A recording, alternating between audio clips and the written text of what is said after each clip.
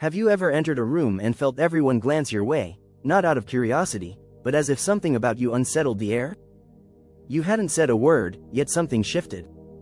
Carl Jung would call this not charisma, but an archetypal presence, a rare and deep energy that only a small fraction of people carry. It's not learned, not taught, not about appearance or charm. It's born from a deep relationship with one's unconscious self, a process few dare to undertake. This rare aura comes from a place of emotional truth and inner clarity.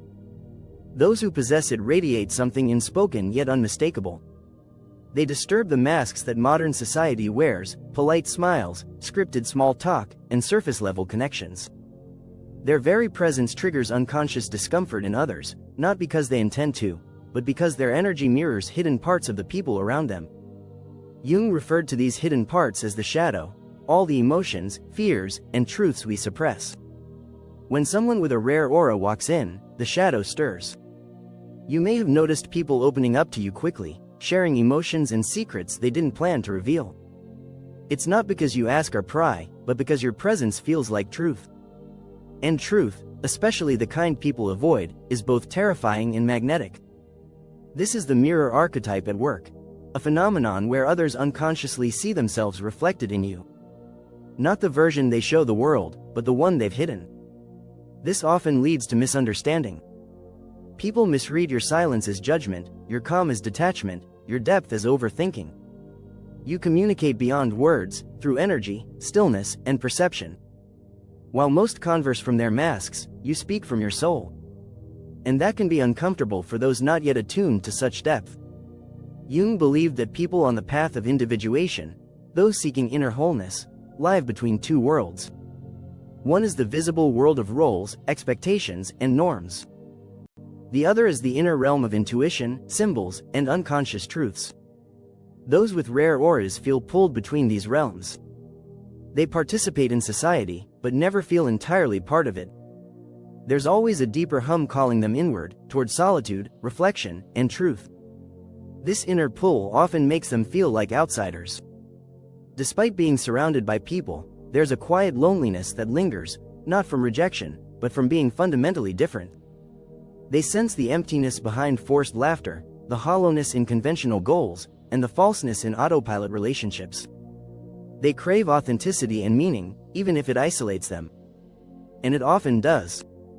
People are drawn to this energy, even admire it, until they realize they cannot control or possess it.